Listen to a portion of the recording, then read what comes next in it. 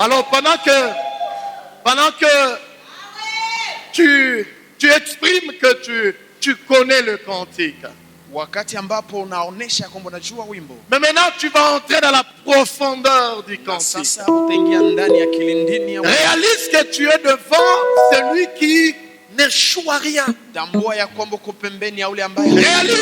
que tu es devant celui qui guérit toute maladie. Peu importe la maladie. Réalise que tu es devant celui. Réalise combien que tu es devant celui qui n'échoue à rien, qui donne la vie, qui protège, qui garde, qui élève, qui donne la paix, qui n'a jamais abandonné, qui est fidèle. Alors c'est au-devant de lui. C'est au-devant de lui. Parce que sa parole déclare: venez à moi. La Bible n'a pas dit restez dans vos maisons. La Bible n'a pas dit restez dans vos maisons. La Bible n'a pas dit restez dans vos boutiques. La Bible n'a pas dit restez dans ton bureau. Mais Dieu a dit venez à moi. Et ce matin, toi et moi, nous sommes venus devant lui. Je voulais lui dire: non, tu es le seul qui mérite. Yondo bokina masanjoli. Yondo bokina kendo. Yondo bokina esebo. Yondo bokina mileno. Yondo bokina mileno. Yondo bokina maboko. Alors que quelqu'un peut acclamer le fort du Seigneur. Est-ce que tu peux acclamer? Non, écoutez.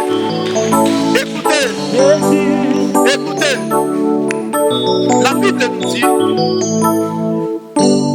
voyez, je vais vous donner un exemple. Nous bénissons le Saint-Esprit. Nous bénissons le Saint-Esprit pour le soutien qu'il a donné à notre frère bienvenu. Mais maintenant, là, quand on dit on doit acclamer, il y a une semaine passée, il avait toutes ses deux mains. Les deux mains fonctionnaient. Mais là, parce qu'il a la plaie. Parce qu'il a la plaie. Mais il ne peut plus maintenant acclamer. Ça veut dire que toi qui as tes deux mains, malgré tes situations, acclamer ton Créateur. Et tu le feras. Alors, quelqu'un va acclamer bien le Seigneur. Est-ce que tu vas acclamer ton Créateur? Une acclamation. Une acclamation puissante. Une acclamation de gloire. Une acclamation de sainteté.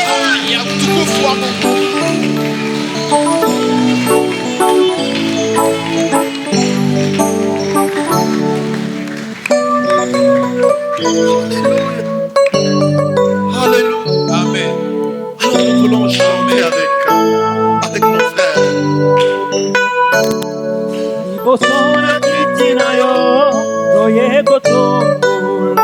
Alléluia.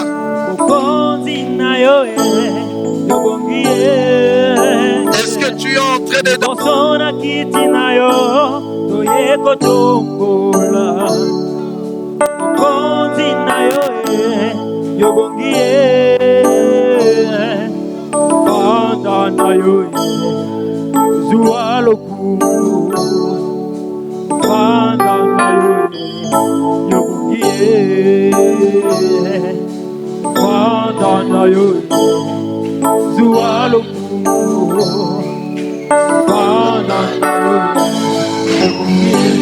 Negocio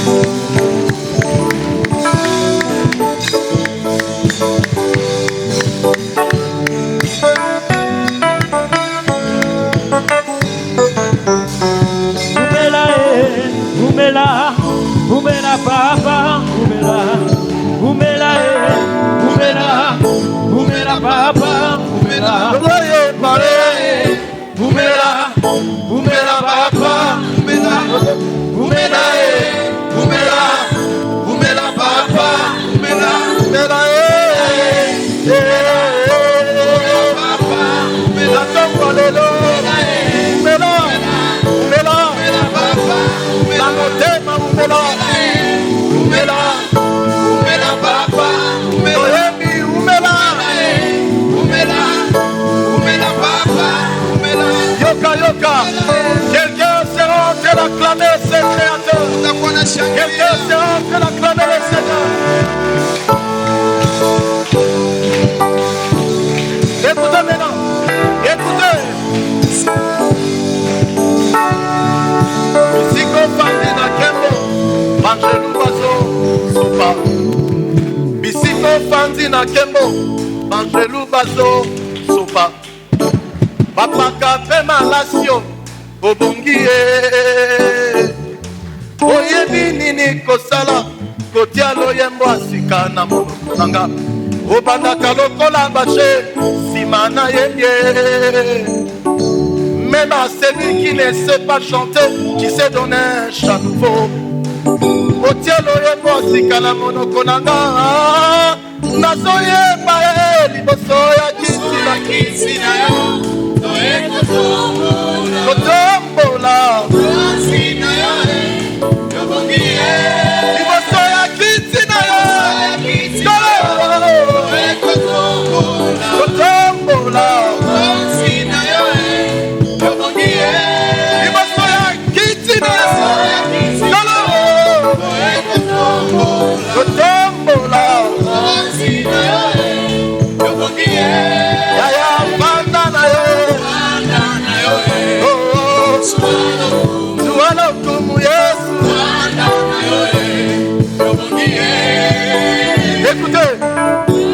Écoutez, nous voulons dire à quelqu'un ce matin. Nous voulons dire à quelqu'un ce matin. La Bible déclare Dieu, il est assis à un lieu élevé. Alors ce matin, les dieux élevés, Dieu ce matin pour placer un cantique nouveau à celui qui avait déjà coupé espérance. Je voulais dire ce matin à quelqu'un, tu as droit encore de croire en Dieu. Tu as encore droit d'espérer en Dieu. Parce que ce matin, l'Éternel Dieu, il a une bonne nouvelle pour toi. Il est venu placer un nouveau cantique dans ton cœur. Bisiko fandi na kembo Banjelu bazo sopa Papa kape malasio Obongie Oyebi nini kosala Totia loyembo asika na monokonaka Obanda kalokola baje Simana yembie. Même à celui qui ne sait pas chanter Tu sais donner un chant nouveau. Otielo yembo asika na monoko nanga nazoyemba liboso ya kiti na yo kotombola liboso ya kiti na yo kotombola liboso ya kiti na yo Tombola, liboso ya kiti na yo, tombola, yaya banda na yo, sualo kumunyoso, na tomba lelo, yaya banda na yo. Sualo kumunyoso yaya banda na yo Sualo kumunyoso awana yebi banda na yo Sualo kumunyoso awana bibili banda banda Sualo kumunyoso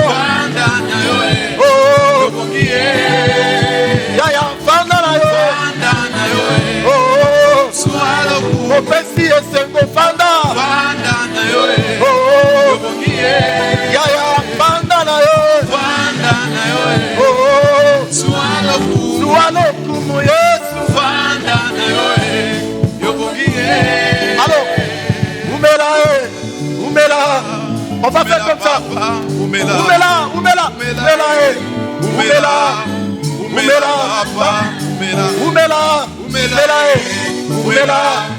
Oumela papa. Est-ce que tu peux bouger tes mains pour le Seigneur? Dis-le-lui, règne jamais. Non pas nos problèmes.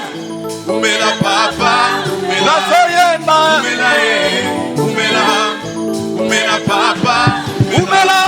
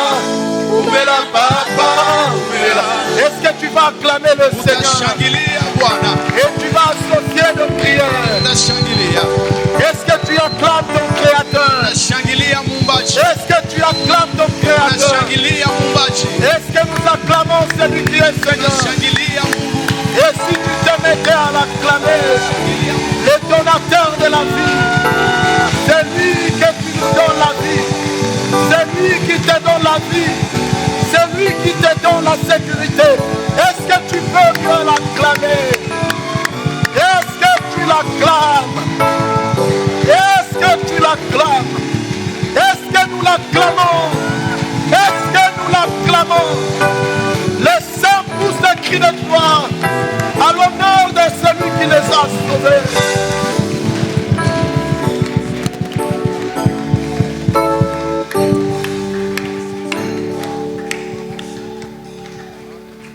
Alléluia. Amen. Pendant que je suis ici, je le sens pour l'expliquer à quelqu'un. Wakati niko mahali hapa nasikia ni tafsiri mtu. La Bible dit ceci. Biblia inasema hivi. Jésus-Christ, Yesu Kristo, il est l'agneau yeye ni mwana punda qui fut trouvé digne yeye ni mwana kondoo ambaye alipatwa pour mtakatifu que le Père nous déclare. ili taifa ikiri. Le Père nous réclame. Dieu, Baba Mungu akiseme héritier de son royaume. yeye ni murithi wa ufalme wake. Ceci ne vient pas ceci ne nous a pas été attribué par le diplôme, Hii haikutugawia kupitia cheti, par les efforts, kupitia nguvu, par les longues prophéties, kupitia vitu vya unabii, par un grand ministère. ama kupitia huduma kubwa. Jean dit ceci Yohane anasema hivi dans Jean 1er, ndani ya Yohane 1 le verset 29.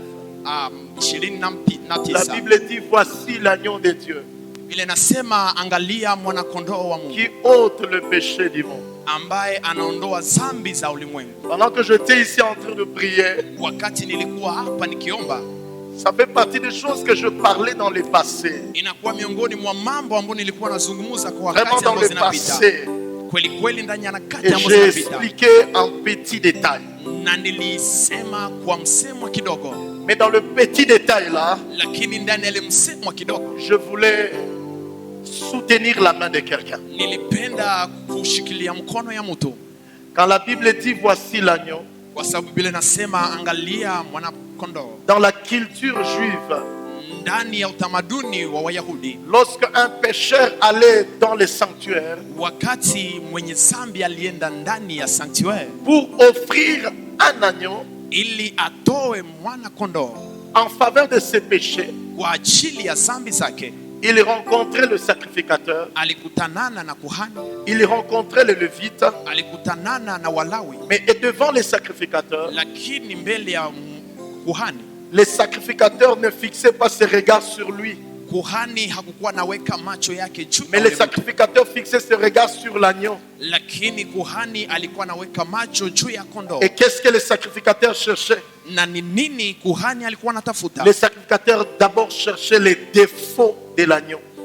Kuhani alikuwa anatafuta kwanza kosa ambayo inakuwa Si na l'agneau kondoo. portait même une maladie, une faiblesse, Kama kondoo ilikuwa na magonjwa ama même inavunjika si fasi, l'agneau a une année, hata kama inakuwa na mwaka moja, ne sera pas d'abord éligible pour faire le transfert. lakini haiko kwanza rahisi kufanya ile kazi. Quand le sacrificateur a fini de fouiller l'agneau, Wakati kuhani alimaliza kuangalia kondoo, la deuxième des choses qu'il demande, kitu ya pili ambayo alikuwa c'est-à-dire naomba qu'il trouve l'agneau qui est sans tache. ni wakati anapata kondoo ambayo haina kosa Il fulani, prend maintenant l'offrande du péché. kisha anachukua sadaka ya dhambi. L'offrande, celui qui amène l'offrande, Ule ambaye analeta sadaka il lui donne un couteau. na anampatia kisu, Et avant de lui donner un couteau, na mbele ya kumpa kisu il lui demande ceci, anamuomba hivi, de placer ses mains ushitie mikono yako sur l'agneau. yulu ya kondoo, L'agneau qui est sans tache veut dire na kondoo ambayo haina kosa inatafuta sema la justice de l'agneau,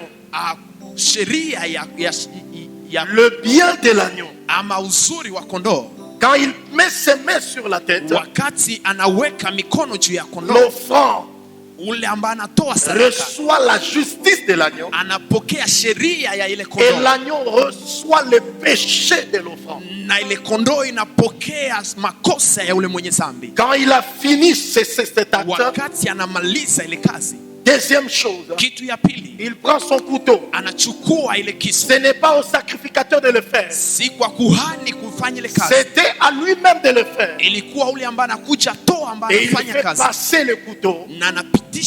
Le sang coule. C'est ça ce que Dieu va dire dans Exode. Quand je ferai le sang, c'était déjà ce que Dieu accomplirait pour nous. Je suis en train de vouloir m'adresser à des personnes qui disent chaque jour et qu'ils sont sauvés. La Bible dit dans Exode, le Seigneur a dit, quand je ferai le sang, c'est là que je prêche. C'est que le salut n'est pas. Le salut n'est pas longue masse. Le salut n'est pas avoir un long taille. Le salut n'est pas le fait des offrandes. Le salut n'est pas le fait de donner tout son corps. La Bible a dit quand je verrai le sang. La Bible n'a pas dit quand je verrai des longues années dans la marche. Non, la Bible a dit quand je verrai le sang. La Bible n'a pas dit quand je verrai des longues prières. La Bible n'a pas dit quand je verrai des beaux habits. La Bible n'a pas dit quand je verrai des beaux prophéties. La Bible n'a pas dit quand je verrai des beaux ministères. C'est pourquoi je rencontre dans ma marche les personnes qui portent le ministère mais qui n'ont jamais donné leur vie à Christ. Je voulais dire à quelqu'un ce matin, quand on acclame Jésus, on acclame celui grâce à lui. Le Père ne fixe pas le regard sur moi, mais Dieu fixe le regard sur Christ. Dieu fixe le regard sur Christ. Je voulais dire à quelqu'un ce matin, je voulais dire à ceux qui sont sauvés, alors que tu es imparfait, alors que tu ne mérites pas, c'est pourquoi quand nous venons à l'église, nous venons vers un Dieu parfait, et nous sortons avec sa nature. Les hommes imparfaits, les femmes imparfaites sont ici ce matin. Rencontrer celui qui est parfait, celui qui est sans tâche, celui qui est sans défaut. C'est pourquoi je voulais dire à quelqu'un, si l'on demandait aux humains de te sélectionner, ils regarderaient ta tête qui n'est pas comme la leur, et ils diraient à cause de ta tête, ils ne te donneront pas leur point. Mais Jésus, il est venu dans ma vie alors que ma tête ne te plaise pas, mais ma tête a plu à Jésus. C'est pourquoi je suis en train de dire à quelqu'un, je n'acclame pas Jésus, je n'acclame pas Jésus parce que les voisins n'acclament pas, mais j'acclame Jésus parce que je sais, I know my Redeemer is alive. Est-ce que quelqu'un maintenant, on peut se mettre debout? On peut se mettre debout. Est-ce que quelqu'un, je parle de ceux-là qui sont sauvés réellement, je parle de ceux-là qui sont sauvés réellement, est-ce que quelqu'un va se mettre debout? Et nous allons acclamer Jésus. Acclamer Jésus.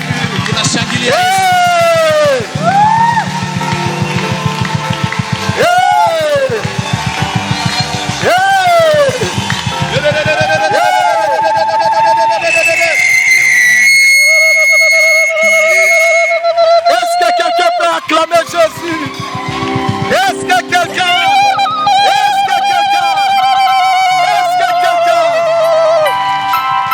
Alléluia. Amen. Alléluia. Amen. Alléluia. Amen. Asseyons-nous. Tutaketi. Asseyons-nous. Tutachukua nafasi. Salut le voisin. Salimia jirani. Salut la voisine. Salimia jirani wa pembeni. Alors, attends d'abord. Nachunga kwanza. Attends d'abord, je vais t'expliquer la révélation de ce matin. Chunga kwanza, napenda nikutafsirie ufunuo asubuhi ya Alors que leo. je cherchais Dieu, Dieu m'a dit cette révélation, je voulais la parler à quelqu'un. Kwa kumtafuta Mungu nilipenda nizungumzie mtu ufunuo. Dans le psaume 138, Ndani ya Zaburi 138 l'homme de David dit ceci. mtu wa Daudi anasema hivi: Je suis une créature merveilleuse. niko kiumbe cha heri. Je suis une créature merveilleuse. Niko kiumbe kizuri.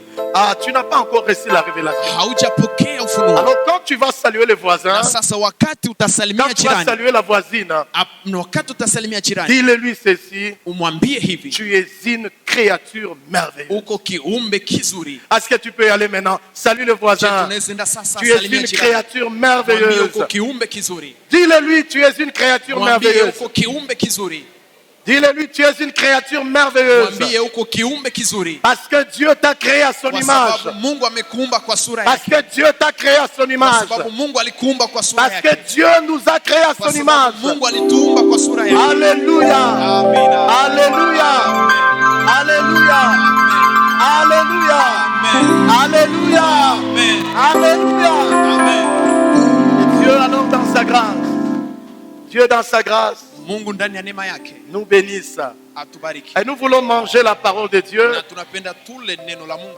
Nous voulons manger la parole de Dieu. Tunapenda tule neno la Mungu. Et je prie ce matin Na ninaomba asubuhi ya que leo Dieu ne te rate pas. ya kwamba Mungu asikukose. Que Dieu ne me rate pas. Mungu asinikose. La puissance de Dieu qui est ici ce matin, Uwezo ya Mungu ambaye kwa eh asubuhi bien, ya leo. elle te concerne toi aussi. Ikuhusu nawe pia. Elle te concerne toi aussi. Inakuhusu pia. La Bible me dit quelque chose. Biblia inaniambia kitu fulani. La Bible dit Jésus était dans une maison. Biblia inasema Yesu alikuwa ndani ya nyumba Et moja. ce qui me bénit dans ce texte, Na ile ambayo inanibariki ndani ya la Bible dit il y avait aussi des pharisiens. Biblia inasema kulikuwa pia Les Wafarisayo. pharisiens sont venus là où Jésus se réunissait. Wafarisayo walikuja mahali ambapo Yesu alikuwa. Mais la Bible déclare Na Biblia inasema Jésus n'a guéri qu'une seule personne. Yesu aliponya watu Sa wengi. puissance était disponible. Uwezo wake ulikuwa tayari. Mais Jésus n'a guéri qu'une seule personne. Lakini Yesu aliponya watu wengi. C'est le lépreux Wale wakoma ou c'est ce paralytique ama ni wale ambao ni wakoma que l'on a amené ambao walileta par 4 personnes na watu ine et que l'on a déposé dans la na maison. wakamshusha ndani ya La nyumba. puissance de Dieu alors que était Uwezo ya disponible. Mungu wakati ilikuwa Mais pale, les pharisiens, na Wafarisayo eh bien, ont raté cette na grâce. vizuri walikosa Je ile voulais dire à neema. quelqu'un ce matin, Nilipenda kumwambia mtu asubuhi ya ne sois leo, pas comme un pharisien. usiwe kama vile Eh Mfarisayo. bien, tu es dans la présence de Na Dieu, vizuri uko ndani ya uwepo mais wa tu Mungu, penses que la présence de Dieu ne te concerne pas. lakini usizani ya kwamba uwepo wa Mungu J'aime haikuhusu. le dire et j'aime toujours le dire. Ninazoa kusema na nitaendelea tena Dieu, kusema. il a créé l'homme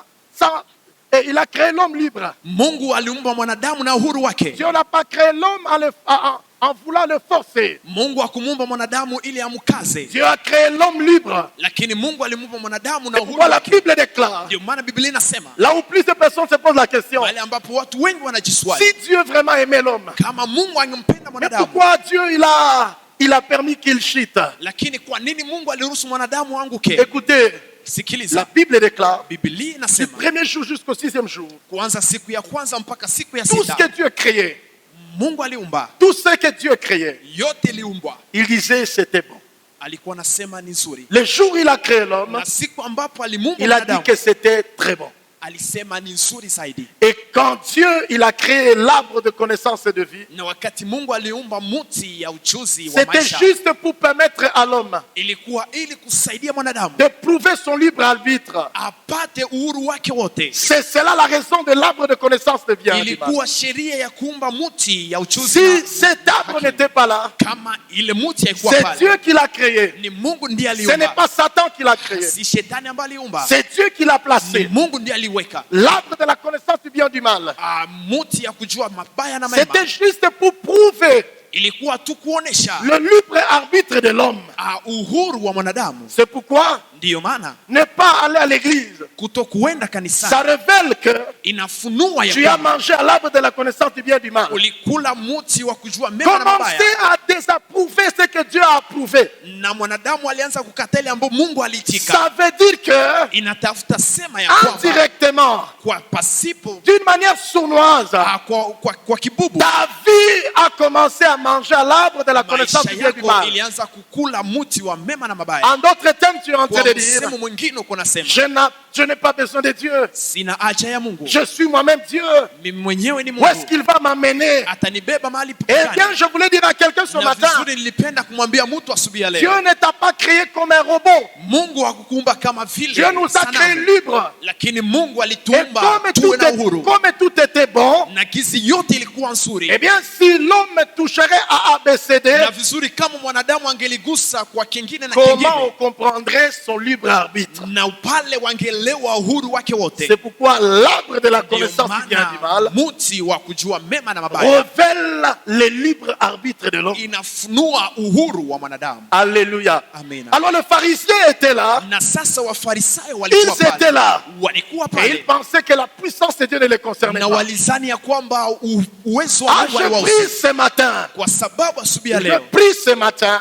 La puissance de Dieu qui est avec nous. Que tu saches et que tu comprennes. Eh bien, Dieu l'a disposé pour toi. Dieu l'a disposé pour tes problèmes. Dieu l'a disposé pour tes questions. Ne te comporte pas comme des pharisiens. Parce que la vie ici dehors, eh bien, viendra te contredire. C'est pourquoi Zacharie a dit, ce n'est point par les forces, ce n'est point par la force, ce n'est point par ceci, ce n'est point par la beauté, mais c'est par l'Esprit de l'Éternel, dit sa parole. Alléluia. Amen. Alléluia. Amen. J'ai une bonne nouvelle pour toi ce matin. Et permets-moi de le dévoiler dans la parole de Dieu. Genèse chapitre 43. Nous allons lire le verset 15 au verset 23. Quelque chose que Dieu a placé pendant que je priais et m'a dit, parle à ceci. Parce que c'est ma nourriture pour eux. Quelque chose qui va encore te pousser à aimer le Créateur. À aimer ce que Dieu fait en ces lieux et à aimer à le chercher. Genèse chapitre 43. Le verset 15 à 23.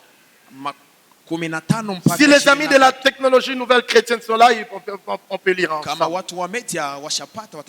Alors, la Bible déclare, ils prirent le présent.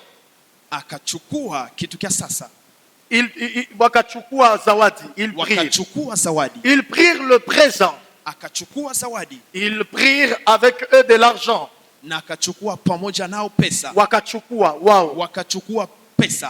Avec de l'argent au double.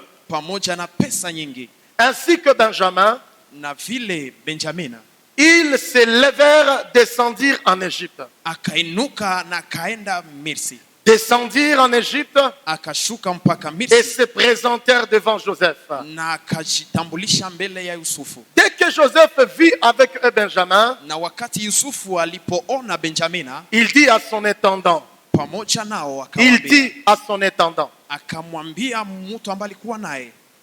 fais entrer ces gens dans la maison. Dans la maison. Dans la maison. Tu es apprête, car ces gens mangeront avec moi à midi. Cet homme fit ce que Joseph avait ordonné.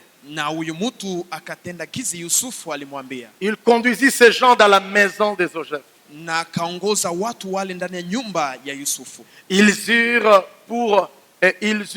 peur. Ils eurent peur. Est-ce que tu peux lire seulement? Lisez. Ils eurent peur. Ils eurent peur. Ils furent conduits à la maison de Joseph.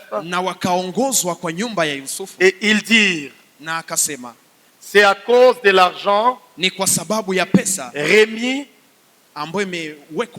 l'autre fois dans nos sacs qu'on nous a amenés. C'est pour se jeter sur nous, ni kwa ajili watujitupe juu yetu, se précipiter sur nous, na wakimbie wapigane juu yetu, c'est pour nous prendre comme esclaves na kutuchukua kama vile watumwa, et s'emparer de nos âmes, de na nos âmes. kuchukua vitu vyetu. Ils s'approchèrent de l'intendant de la maison de Joseph Na wakakaribia nyumba ya Yusufu, et ils lui adressèrent la parole à l'entrée de la maison. na wakamwambia mbele ya kuingia nyumbani, Ils dirent, wakasema, pardon, samahani, pardon, samahani mon Seigneur, bwana wetu, nous sommes déjà descendus une fois pour acheter de vivres. tumeshuka mara moja ili kuuza chakula. Puis, Sasa quand nous arrivâmes wakati tulifika au lieu où nous devions passer la nuit, mahali ambapo tungepitisha usiku, nous avons ouvert nos sacs na tulifungua mifuko zetu, et voici l'argent. na angalia pesa, De chacun était à l'entrée de son sac. na kila mmoja alikuwa pembeni ya mfuko wake. Notre argent, Pesa zetu selon son poids, kufatana na uzito wake, nous les rapportons avec nous.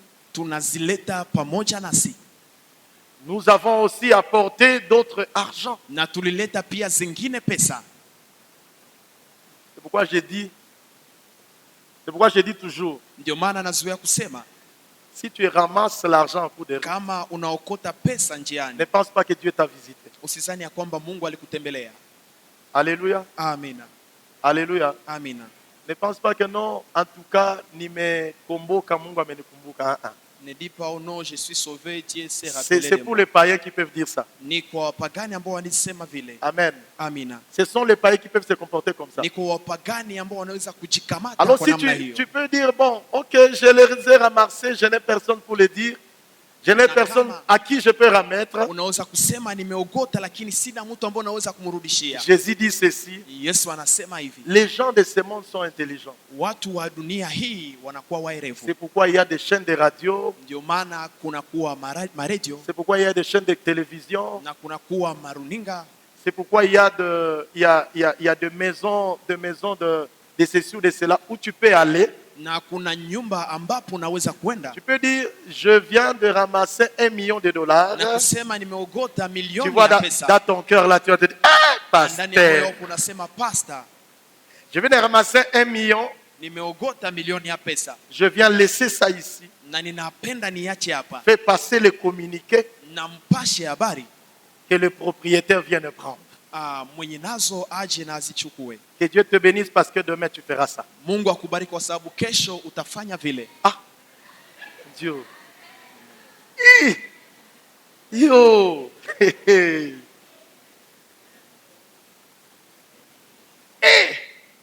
Jésus a encore des problèmes dans nos cœurs. Non, je crois. Ninaamini La parole que Dieu te prêche neno la Mungu ambalo finira à produire en toi des œuvres pareilles. itamaliza kutenda ndani mwako. C'est vrai que matendo kama peut-être na hiyo. aujourd'hui ça ne passe pas. Pengine leo haifanyike, Mais au fur et à mesure, lakini zaidi unaishi, tu continues à écouter de bonnes paroles. unaendelea kusikia maneno mazuri, Eh bien, tu finiras par ramasser ça. na vizuri utamalizika kuokota ile Et pesa, puis tu chercheras une des radios. na kisha utatafuta redio Et moja puis tu iras déposer. na utaenda weka zile pesa Est-ce que pale. tu peux t'acclamer parce que Je, tu le unaweza feras? kujishangilia. Il dit, nous avons aussi apporté d'autres argent Na akasema tulileta zingine pesa pour acheter de vivres. ili kuuza chakula. Nous ne savons pas Hatukujua qui avait mis notre argent dans nos sacs. ni nani aliweka pesa zetu ndani ya mifuko. L'intendant répondit, Na ule mtu akajibu, que la paix soit avec vous. amani iwe nanyi, Que la paix soit avec amani iwe nanyi, vous. Ne craignez rien. msiogope kitu.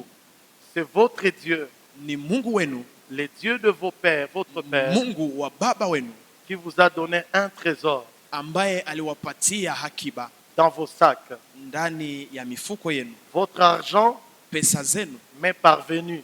zimekuja, M'est parvenu. Il est zimenifikia. Votre argent dont vous parlez m'a été parvenu. Pesa zenu ambao mnasema zimenifikia.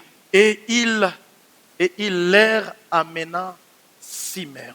na akawaleta. Il leur amena Simeon. Akawaletea Simeoni. Il leur amena Simeon. Akawaletea Simeoni. Le thème que Dieu a placé dans mon cœur ce matin, Na mada ambayo Mungu aliweka ndani ya moyo wangu asubuhi ya leo, les voici. tuiangalie. Soyez tranquilles Muwe na uhuru et n'ayez pas peur. na msiogope. Dis à ton voisin, Ambia jirani yako soyez tranquille. kuwa huru. Dis à ton voisin, Ambia jirani yako soyez tranquille. kuwa huru. Dis à ton voisin, soyez Ambia tranquille. jirani yako kuwa huru. Et dis-le-lui encore, n'ayez pas peur. Na umwambie tena usiogope. Alléluia. Amen. Alléluia. Amen. Alléluia. Amen.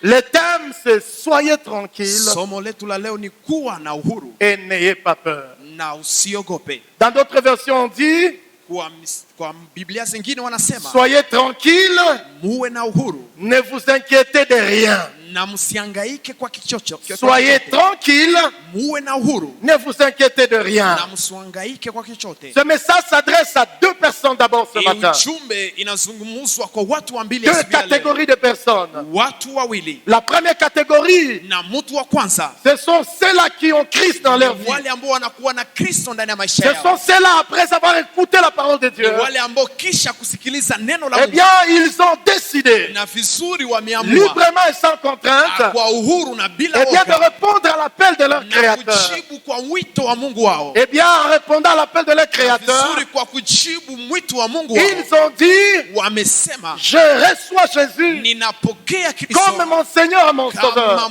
mwokozi na personnel de ma vie. wa maisha yangu. Deuxième catégorie de personnes Mtu wa pili à qui s'adresse ce message, ambaye ujumbe ni c'est yake à ceux-là qui sont encore dans le monde, ni kwa wale ambao wangali ndani ya dunia, qui sont ici ce matin, wako hapa asubuhi ya eh leo, bien, qui pensent que, na ambao wanazani eh ya bien, kwamba par leur bonne foi, kupitia mapenzi par yao leur wenyewe, bonne attitude, kupitia hali yao par wenyewe, leur bonne œuvre, kupitia matendo yao par mazuri, leur beauté, kupitia uzuri par wao, leur argent, kupitia pesa zao, ils peuvent convaincre Dieu wanaweza kumshawishi et Mungu puis entrer dans la félicité de Dieu. kisha kuingia ndani ya ufalme wa Mungu. À ceux-là qui sont ici, Kwa wale ambao wako mahali qui sont hapa, encore dans le monde, ambao wanatoka ndani ya qui dunia, sont dans le monde, wako ndani ya qui dunia s'appuient sur le monde, na wanashikilia dunia qui tiennent au monde. na wanashikilia dunia, Et pourtant, le monde auquel ils tiennent, ijapokuwa dunia ambao le wanashikilia, Seigneur a dit ceci, Bwana amesema hivi, c'est un monde qui sera ni décomposé. dunia ambayo itabomoka, C'est un monde qui sera ni décomposé. dunia ambayo itabomoka. C'est à cette personne-là que le Ni Seigneur kwa ule s'adresse. mtu ambaye Bwana Vous qui anazungumza, vous appuyez au monde, nyinyi ambao mnashikilia le dunia, monde sera décomposé. dunia itabomolewa Le monde connaîtra sa date de péremption. na dunia itafikia wakati wake wa mwisho, Le monde sera ridiculisé. na dunia itapata haya. Alors, c'est temps-là quand le monde sera Na ridiculisé, sasa kwa wakati ule ambao dunia je ne sais itapatishwa pas quel haya, type de personne que vous serez. sijui utakuwa mtu wa Je ne namna sais pas gani, quel type de personne que tu seras. sijui utakuwa nani kwa À wakati vous, ule. le message est adressé ce matin. Kwa nyinyi ambao ujumbe inaelekea À asubuhi ya vous qui leo, êtes des païens, kwa nyinyi ambao ni wapagani, à vous qui êtes des religieux, kwa nyinyi ambao ni wanadini, ce message s'adresse à vous ce matin. ujumbe inaelekea Ce hii asubuhi ya message leo. s'adresse à toi ce matin. Inaelekea kwako asubuhi ya leo. Sachez une seule chose. Jua kitu Si kimoja, tu ne crois pas la puissance de la parole de Dieu ce matin, kama hauamini kwa uwezo wa neno la Mungu le asubuhi ya leo, monde n'a aucune issue. Le monde n'a aucun voie de passage. dunia haitakupatia hata njia moja Le monde n'a aucune voie de sortie. dunia haina hata njia moja ya kutokea. Seul Jésus, Mungu ye mwenyewe, seul Jésus, Yesu il mwenyewe est la voie de la sortie. anakuwa njia ya kutokea. Seul Jésus-Christ. Yesu mwenyewe. Et en troisième lieu, Na kwa nafasi ya tatu, c'est là à qui s'adresse ce message. kwa wale ambao ujumbe Même inaelekea, s'ils ne sont pas ici, hata kama hawako mahali mais hapa, ce sont les Juifs. lakini ni Wayahudi, Ce sont les Juifs. ni Wayahudi. Nous allons en parler. Tutazungumzia En quatrième lieu, kwa nafasi ya nne, eh bien, c'est donner l'opportunité à quelqu'un ce matin et bien de prendre de bonnes décisions. De bonnes décisions et de bonnes décisions, je l'ai dit. Avant toute chose, je voulais dire à quelqu'un,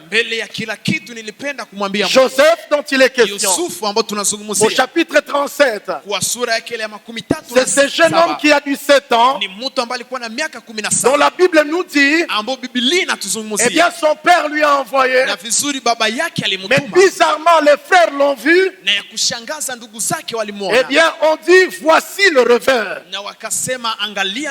Frères et sœurs, je ne sais pas ce que les gens disent de toi, mais je suis en train de vouloir parler de Joseph.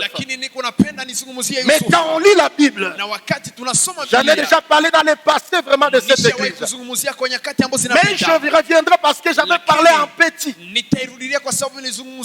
J'ai abordé les facettes pour aider quelqu'un à sortir dans le piège, même lorsqu'on veut apporter la parole de Dieu. Quand on lit la vie de Joseph, il y a 3 couloirs que Joseph nous enseigne. Dieu veut nous enseigner par Joseph en tant qu'un être humain. Dieu veut nous enseigner par Joseph en tant que le message de Jésus. Je ne dis pas que Joseph c'est lui le Christ. Mais dans la vie de Joseph, il y a des puzzles qui montrent Jésus.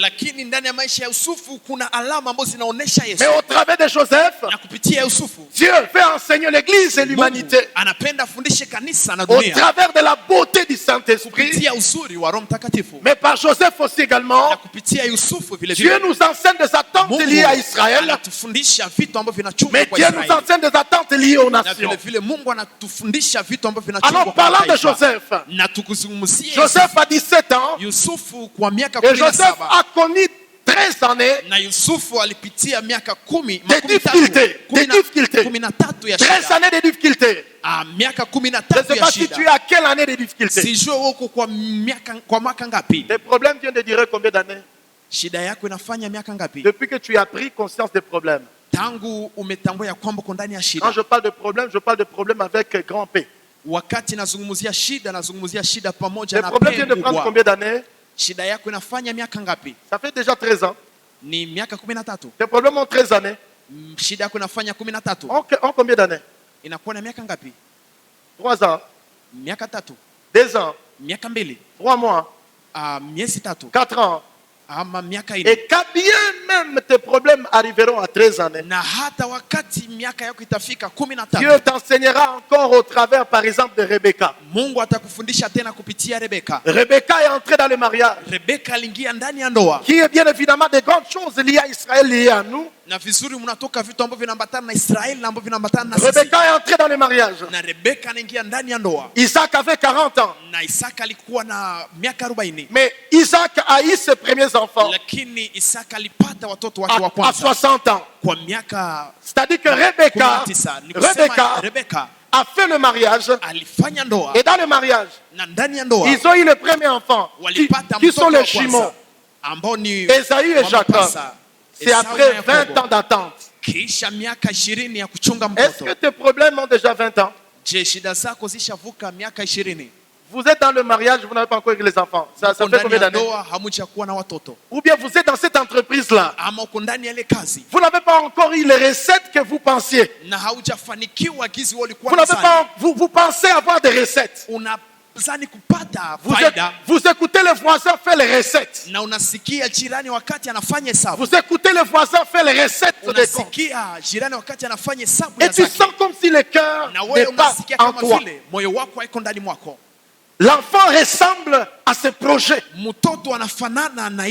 tu as commencé, mais que tu n'as pas encore vu. Ça fait 20 ans. Ça fait 20 ans. Ça fait 20 ans. Ça fait 20 ans. C'est pourquoi la Bible déclare au jour du jugement, Dieu se servira même, et Dieu utilise même de villes qui ont été méchantes. Mungu atatumikisha hata ushuhuda wa miji ambayo Il va zilikuwa dire, mibaya. même la ville de Sodome et Gomorrhe, Na atasema hata mji wa Sodoma na même les gens de Gomora, Sodome et Gomorrhe. hata watu wa Sodoma na Gomora, Dieu utilise ces métaphores-là Mungu atatumikisha ile kweli pour montrer combien que nous n'avons pas expérimenté la puissance du Saint-Esprit dans le côté de la patience. ili kuonesha ya kwamba tukuvukia uwezo wa Roho Mtakatifu ndani ya ngambo ya uvumilivu, Parce que Dieu a dit, kwa sababu Mungu alisema, je ne te délaisserai pas, sitakuacha kamwe, je ne t'abandonnerai pas. sitakuacha kamwe. Ne te focalise pas aux choses que tes yeux voient. Usiambatane na mambo ambayo macho yako Tu yanaangalia. es esprit Wewe ni roho et tu vis dans un corps. na unaishi ndani ya Même mwili. si tout le monde s'est marié, Hata kama kila mtu mais tu angeolewa, dois te dire, lakini inabidi Dieu kujiambia, m'a dit. Mungu Ce n'est pas aliniambia. le prophète qui t'a dit, Si nabii ambaye mais mon alikwambia, papa m'a dit. lakini baba yangu C'est lui qui aliniambia. vit à jamais. Yeye ambaye anaishi C'est milele, lui qui ne vieillit pas. yeye ambaye hazeeki. Attention. Ole. Et j'aimerais même enlever cela dans vous. Na nilipenda nitoshe ile ndani mwenu. Dieu n'a pas une barbe blanche comme moi. Mungu hana mandevu meupe kama yangu. On se comprend? Tunaelewana? On se comprend? Tunaelewana? Sortez dans ça. Tutoke ndani ya ile. Dieu n'a pas une barbe blanche. Mungu hana mandevu meupe kama yangu. Mais la barbe blanche, quand Dieu en Lakini parle, mandevu meupe wakati Mungu c'est une anazungumzia dimension de la sagesse. ni kiwango pia ya En hekima. d'autres termes, Kwa msemo mwingine, Dieu est sage plus que votre pasteur. Mungu ni mwenye hekima kushinda hata pasta wetu. Alléluia. Amen. Mais Dieu n'a pas dit, Lakini Mungu hakusema rejetez ma sagesse. mutupe hekima yangu, Ne rejetez pas ma sagesse musitupe hekima que yangu je donne à Amboni votre na pasteur patia. pour votre âme. pasta wenu kwa ajili ya nafsi Parce que zenu, Dieu est esprit kwa sababu Mungu ni roho et vous ne pouvez pas le connaître. na hamwezi Nous ne kujua, pouvons pas le déceler. hatuwezi kuiweza, Nous pouvons taper à côté. tunaweza kupita pembeni, Et Dieu nous remet sur le bon chemin. na Mungu anaturudisha kwa njia nzuri. Frères et sœurs, Ndugu na dada, ne te vante pas si tu n'as pas un pasteur. usijitape kama hauna pasta. Tu es perdu Unapotea dans le mal. ndani ya mabaya. Je continue. Ninaendelea. Joseph a passé 13 ans. Yusufu alipitisha miaka 13, Mais écoutez, lakini sikiliza, Joseph, Yusufu par Abraham, kwa Abrahimu, Dieu va commencer une nation Mungu ataanza taifa qu'on appelle la nation d'Israël. ambao anaita taifa ya Israeli, Et nous sommes imprimés à Abraham na tunakamatwa ndani ya Ibrahimu au travers de la foi en Christ Jésus. kupitia imani ndani ya Kristo Mais Yesu. d'abord, Lakini kwanza c'est que Dieu voulait engendrer Abraham. ile ambayo Mungu alipenda atoshe ndani ya C'est la Ibrahimu nation d'Israël.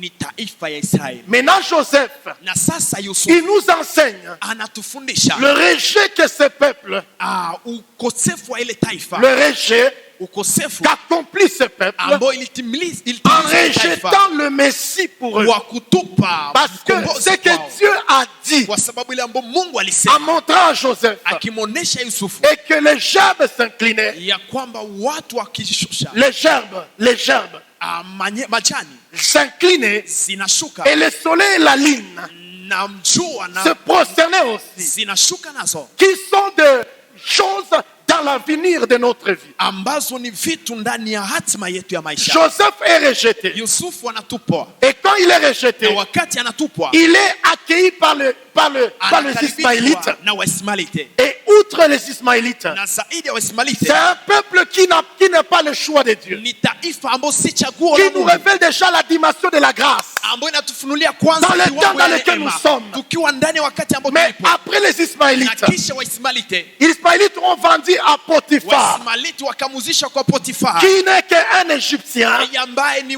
mtu wa Misri, qui vit mais qui n'est pas parmi le peuple choisi. anaishi lakini si miongoni mwa taifa ambalo Jean limechaguliwa. chapitre 1er, Yohane sura kile ya le verset 12. 12, Il est venu chez les siens alikuja kwa walio et les wake siens ne l'ont point na reconnu. walio wake Les siens ne l'ont hawakumtambua, point reconnu. reconnu. Ici, il est question des Juifs. Parlant même de Jésus, à son arrivée, il va dire ceci dans Matthieu 26. Oh Israël, tu n'as pas reconnu le temps de ta visitation. Parlant de peuple hébreu. Mais maintenant Jésus dit, les choses qui étaient attachées à toi. Qu'est-ce que l'apôtre Paul dit? Quelles sont ces choses qui étaient attachées à lui? En 2 Corinthiens chapitre 1 le verset 20. La Bible déclare toutes les promesses. Toutes les promesses. Toutes les promesses. Ne me dis pas non pasteur parce que je vais mal. Non, je ne veux pas croire à ces promesses. La Bible dit toutes les promesses. Lisez ce texte. 2 Corinthiens 1 le verset 20. Donnez-nous ce texte pour que quelqu'un ne pense pas que j'ai inventé. 2 Corinthiens 1 le verset 20. 2 Corinthiens 1 le verset 20. L'apôtre Paul dit ceci. Écoutez cette grande révélation. Car ce qui concerne toutes les promesses de... Tout ce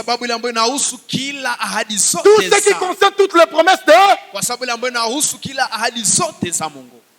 Mais maintenant il dit, il est venu chez les siens. Le but avec lequel Dieu est venu, c'était pour guérir les malades. C'était pour renvoyer libre les captifs. C'est ressusciter leurs morts. C'est de bénir leur mariage. C'est de consolider leurs enfants. C'est de bénir leur pain et leur eau. C'est de permettre à ce que leur mariage reste stable. Mais maintenant, il est venu chez les siens. Il leur a dit de ses projets. Joseph venait, il leur disait. Joseph, il venait, il leur disait. J'ai vu les gerbes. Les gerbes, c'est la signification de l'abondance. La signification de l'abondance. La prospérité. Sur tous les plans, dans tous les domaines. Dieu, quand il vient dans ta vie, il vient nous rendre prospères. C'est pourquoi j'aime toujours vous dire, si vous agrandissez à un bon endroit, non, frères et sœurs, autant que je serai ici pour vous, je ne tiendrai pas un séminaire pour vous prêcher de la prospérité. Non, parce que la plupart des personnes prêchent la prospérité avec malignité. Et la Bible déclare, vous les connaîtrez par leur qualité de cœur. Il y a des gens qui prêchent la prospérité juste pour leur égocentrisme, juste pour qu'on les voie, juste pour que les acclame. Je vous ai dit ici, quand Dieu il rencontre Abraham, il dit quitte ta maison, quitte ta patrie, et bien va dans le milieu dans lequel je t'indiquerai. Quiconque qui te bénira, et bien il sera béni. Celui qui te maudira, il sera maudit. Je vous ai dit ici, la prospérité financière biblique, la prospérité biblique, l'argent biblique, elles vont l'argent que tu gagnes la fin du mois. Parce que la prospérité financière biblique, eh bien, elle dépasse ce que tu cherches pour réunir les débuts du mois. En d'autres termes, Dieu est en train de te dire, Dieu pour subvenir à tes problèmes, il ne tient pas de ton patron, mais il tient de sa puissance. C'est pourquoi il a dit dans Angers, l'or et l'argent appartiennent à Dieu. L'or et l'argent n'appartiennent pas à Bill Gates. L'or et l'argent n'appartiennent pas aux commerçants de Mabungo. L'or et l'argent n'appartiennent pas aux commerçants qui sont à Ruchuru. L'or et l'argent n'appartiennent pas aux boutiquiers qui est à Boutourande. L'or et l'argent appartiennent à c'est un privilège quand Dieu peut te demander ton argent. C'est pourquoi je priais ici le jeudi et Dieu m'a dit, mon petit, reviens sur ça. Frère, Ndugu, Dieu donne à cette église Mungu anapatia ili kanisa l'opportunité à chacun fursa kwa kila mmoja d'être humble, kuwa wa kujishusha, d'être brisé. avunjwe ndani mwake na awe Vous mtu savez, il y a mkamilifu. des églises dans lesquelles on a avili plusieurs personnes. Munajua kuna makanisa mengi ambao wamepofusha watu wengi, Mais ici, lakini mahali hapa tu as ton argent, una pesa zako tu le mets dans les paniers là-bas. unaziweka ndani ya vitunga Et je huko. voulais même dire, Na nilipenda hata parce que niseme bientôt je vais enlever ces paniers. kwa sababu hapa sasa nitatosha kitunga En hapa. fait, vous devez savoir, Inabidi tuelewe c'est quel genre de bénédiction que vous avez. ni baraka gani mnakuwa nayo. Vous avez une bénédiction. Muna baraka. Pourquoi? Kwa nini? Parce que notre focus, Kwa sababu lengo letu c'est juste pour enseigner le cœur de ni quelqu'un. kufundisha moyo wa mtu. Notre focus, Lengo letu ce n'est pas pour vous remballer dans les choses qui sont comme des saïsaï. haiko kuwashikilia ndani ya mambo ambayo inakuwa namna ina ile nyingine. Si tu as ton argent, Kama una pesa zako, eh bien, si tu as ton argent, kama una pesa ton zako, offrande, ta prémisse, ceci ou cela, tu mets dans les paniers là-bas quand ça passe. sadaka yako unaitia ndani ya kitungo wakati Personne ne inapita. saura ce que toi tu es en train de penser. Hakuna mtu En fait, atajua on mafikiri nous ambayo a unawaza. détruits ici dehors, Ni vizuri walitubomoa hapa mais nje, qui n'est même pas de la parole de Dieu. lakini ambao haitoki kwa neno la Mungu. Donnez-nous seulement du temps. Mtupatie tu Il wakati. y a des choses de Dieu dans nous, Kuna vitu vya Mungu de ndani sa mwetu. parole dans nous. Neno lake Donnez-nous ndani seulement mwetu. du temps. Tupatie Et tu nous wakati. serons en train de vous conduire là-bas, Na tutakuwa na waongoza huko afin que chacun de nous ili kila mmoja wetu fasse preuve. aoneshe. Ce panier a été ici Ikitunga kilikuwa hapa lorsque on a mis certains appels. wakati tulipana mwito fulani, Mais et ici, juste peut-être on peut dire pour quelqu'un qui est touché par la prédication Lakini et qui iko peut hapa s'aimer dans la prédication. kwa ajili ya yule ambaye anaguswa na mahubiri na anaweza panda Ôtez ndani ya dans votre mahubiri. tête que ceci, c'est le panier des dîmes. Utoshe ndani ya kichwa kenu ya kwamba hii ni sadaka Nous ya pouvons moja. le mettre aussi la semaine, Tunaweza kuitie kwa juma, eh bien, pour celui qui vient à l'étude biblique ou au programme de na vendredi. vizuri kwa yule ambaye anakuja kwa mafunzo ya Biblia na kwa Pour siku offrir. ya tano ili atoe. Mais vous devez savoir, Lakini inabidi kujua Dieu m'a dit ici, je vous ai dit dans le passé, Mungu aliniambia gizi, niwaambia kwa nyakati ambazo zinapita depuis même quand nous avons déménagé, na wakati il dit, Dieu m'a dit, Mungu aliniambia nous allons continuer. tutaendelea. Et le mercredi et le vendredi, Siku ya tatu na siku c'est ya un tano signe de venir chercher Dieu. ni alama ya kuja kutafuta Mais Dieu Mungu. m'a dit, ce n'est pas d'abord un signe de chercher les offrandes. Lakini Mungu aliniambia kwanza, si kwanza Je kutafuta vous ai fait sadaka. savoir ici dans le passé, certaines sont là. Niliwajulisha siku ambazo zinapita, Je veux wamoja dire avec wako vous plus de hapa. 2 ans. Nilikuwa nawaambia Plus de 2 ans. kuna miaka mbili, Plus de 2 ans, on n'offre pas. kulipita miaka mbili hatukuwa natoa Eh sadaka. bien, tout ceci, même j'ai expliqué en petit détail. Na baada ya zile miaka mbili niliwaambia kwa masemo kidogo. La Bible déclare, Biblia inasema Joseph Yusufu est allé chez Pharaon, alienda kwa Farao, signe de nation qui reçoit la grâce. alama ya taifa ambayo inapokea Pharaon neema. n'était pas israélite. Farao hakukuwa mtu La wa grâce est Israeli. déjà annoncée dans le Nouveau Testament. Neema ilikuwa C'est ishatangazwa pourquoi tayari ndani ya l'apôtre Agano la Paul va Kale. dire, Ndio maana mtume Paulo toutes ces atasema choses mambo yote n'étaient que l'ombre des choses à venir. ilikuwa kivuli ya mambo Mais ambayo on n'est yanakuja. pas en train de dire, Lakini hawako nasema tout ce qui est dans l'Ancien ili Testament yote ambayo iko ndani ya Agano la Kale te concerne. inakuhusu. C'est pourquoi tu dois être Ndio prêché. maana inabidi uburiwe, Tu dois croître dans la voie inabidi ukomae ndani ya pour njia, que qu'en méditant la parole de Dieu, ili wakati unatafakari neno la que tu Mungu n'embrasses pas une promesse qui n'est pas toi. usikumbatie ahadi ambayo si Que yako. tu ne commences pas à réclamer une promesse qui n'est pas de ta destinée. Usianze kumbatia ahadi ambayo si hatima yako. Joseph aussi, Yusufu pia naye, la Bible nous dit, Biblia inasema eh bien, il a dit à son intendant, na vizuri aliambia ule il dit, fais-les mtu entrer wake, dans ma maison. uingize ndani ya nyumba Ce n'est langu, pas la maison de Pharaon. si nyumba ya Farao. Joseph, Yusufu il nous prêche aussi également sur le retour du Seigneur. anatuhubiri pia kwa ujio wa Mais de Bwana ce bonheur qui attend l'église. na ile ambayo inachunga kanisa, Mais ce bonheur qui doit passer aussi également par Israël. ile uzuri ambayo inapidi ipitie kwanza Israeli. Joseph aussi également, Yusufu vile vile dans na ce texte que nous lisons, ndani ya shahidi ambayo nous tulisoma parle du Saint-Esprit. anatuzungumzia Roho Alors Mtakatifu. je voulais parler à Na quelqu'un. sasa nilipenda kumwambia mtu, Je vais continuer la suite. nitaendelea kwa ile ambayo inafuata. 7 choses, Vitu saba, 7 bonheurs vitu uzuri saba qui renvoient à Dieu. ambayo inatuma Mungu De dire à quelqu'un, na kuambia mtu soyez tranquille. kuwa na uhuru. Aujourd'hui, Leo tout le monde kila mtu est en train de dire, iko nasema maisha inakuwa La vie est. Maisha na quoi? La vie est difficile. Maisha na quoi? Useme bien, si wewe ndio unabisema. Maisha na quoi? Maisha na quoi? Ah, OK. Mais maintenant, cette chose Na sasa vitu saba où Dieu, ambapo Mungu il veut te rassurer anapenda kuhakikishia d'être tranquille.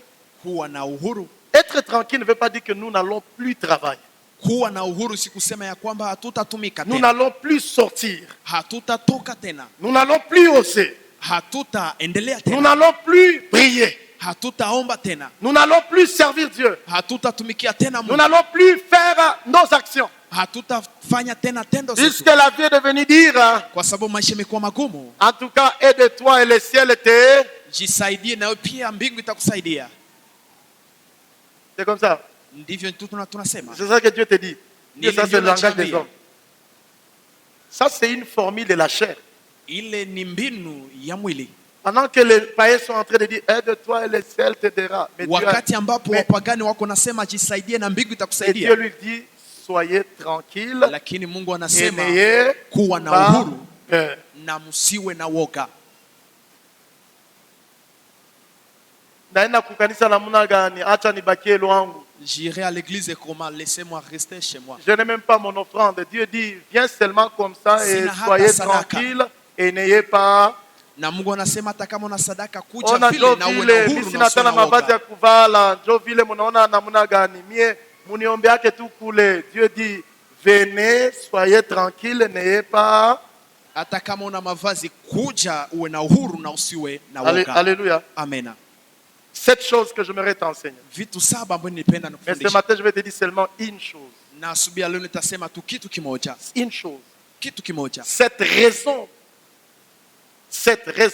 Sheria saba qui pousse à Dieu ambazo zinasukuma Mungu de dire au travers de Joseph, kusema ndani ya Yusufu par son intendant, kupitia ule mtu wake wa karibu, c'est une complicité du Saint-Esprit. ni ushawishi wa Roho Mtakatifu, Parce que Dieu dit, kwa sababu Mungu il anasema fait de nous des intendants de son royaume. anatufanya wamiliki wa ufalme wake, Il fait de nous des intendants de son royaume en Christ Jésus. anatufanya wamiliki wa ufalme wake ndani ya C'est Kristo pourquoi la Yesu. Bible déclare, Ndio maana Biblia inasema il vous conduira par le Saint-Esprit. atawaongoza kupitia Roho Le Mtakatifu, bonheur et le bienfait du Saint-Esprit, na kupitia uzuri wa Roho Mtakatifu il nous permet, inaturuhusu eh bien, de puiser na vizuri kushota où le Saint-Esprit puise dans ce qui est dans le cœur du Père ama Roho Mtakatifu inashota ndani ile ambayo iko ndani ya moyo wa pour Mungu venir le placer dans notre cœur ili aimwange ndani ya moyo et puis wetu remonter le parfait dont na Dieu kisha aime. kupandisha manukato ambayo C'est Mungu pourquoi l'apôtre anapenda. Paul dira, Ndio maana mtume Paulo nous atasema ne savons pas prier convenablement, hatujue kuomba vizuri, mais par le Saint-Esprit, lakini kupitia Roho nous pouvons Mtakatifu dire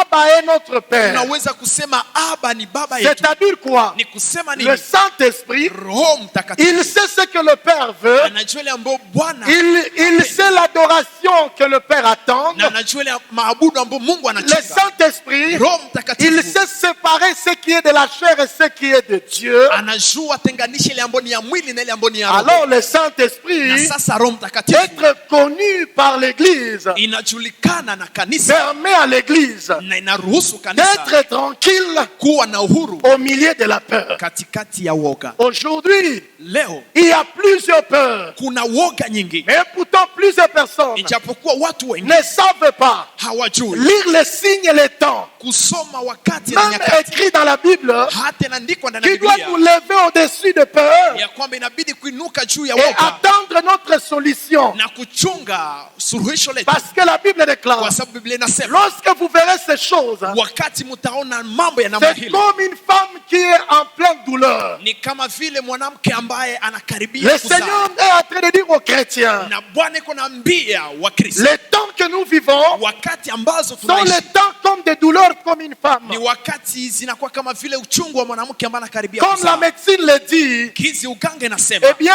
quand ils sont en train na d'attendre une vizuri femme, wakati wiko nakamata mwanamke eh bien, les femmes accouchées se disent ceci. na ule ambaye atazalisha anasema Eh bien, son moment de douleur, wakati wake wa uchungu comment vous appelez ça encore la femme qui veut accoucher? Le moment tunaita là. tena namna gani ule mtu ambaye anatafuta Les kuzaa? signes là, vous dites quoi encore? Zile alama tunazita namna gani? les contractions. makutano fulani, les signes de contraction. vitu ambavyo vinakutana. C'est ça ce que Matthieu dit. Ni ile ndio la femme qui veut accoucher, mwanamke ambaye anapenda elle accouche passant par les signes de contraction. anazaa kupitia alama za makusano. Et les choses que nous vivons, na vitu ambavyo tunaishi, pendant que nous disons que les temps sont devenus durs, wakati ambapo tunasema wakati ni mgumu, Dieu lui il attendrait que nous puissions avoir le langage. Mungu anachunga tuwe na msemwa. C'est le signe de contraction ni alama za qui nous révèle que ambazo zinatufunulia ya kwamba notre espérance est tout proche. Tumaini letu ni karibu.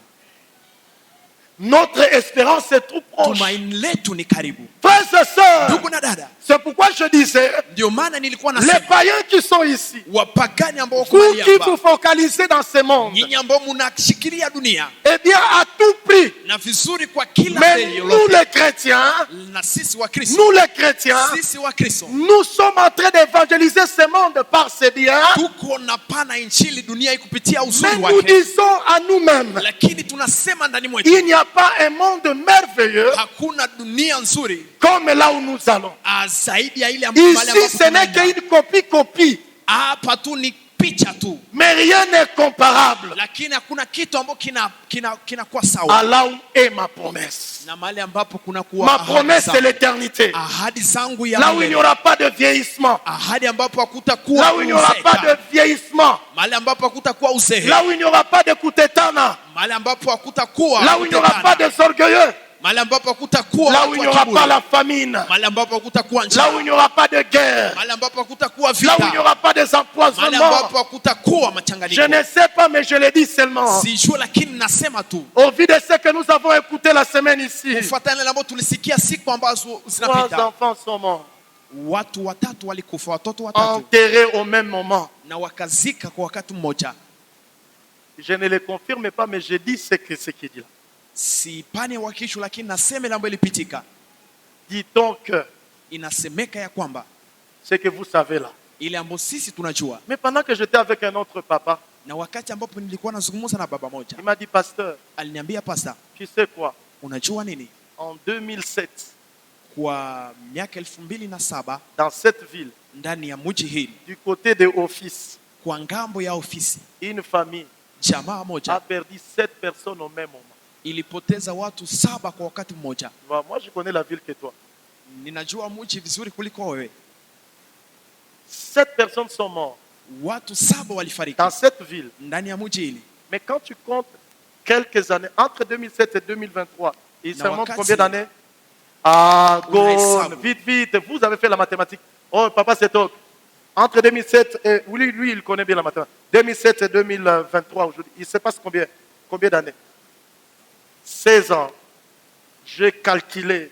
Et le Seigneur me parlait de certaines choses. Je vous dis toujours des esprits dominants dans cette vallée. Une famille a perdu 7 personnes. Ici. Et vous savez quoi? C'était quelqu'un, lui il a parlé avec précision cette fois-ci, ce n'est pas comme les autres. Il m'a dit avec précision. Et que quelqu'un est allé prendre la braise. En d'autres termes, alienda pour. Et puis quand il est rentré, c'était la casserole qui détenait le fait de manioc qu'on devrait manger et dans lequel il y avait tout comme tu aimes la viande. Et puis la personne a lopolé. Maintenant la personne après kulopole. Et puis il a laissé quelque chose dans la casserole. Et comme les gens l'ont vu, c'est après qu'on a fait descendre la casserole. Excepté une personne qui est venue en retard, qui est de la maison et qui est venue en retard. Et 7 personnes ont été mortes. 7.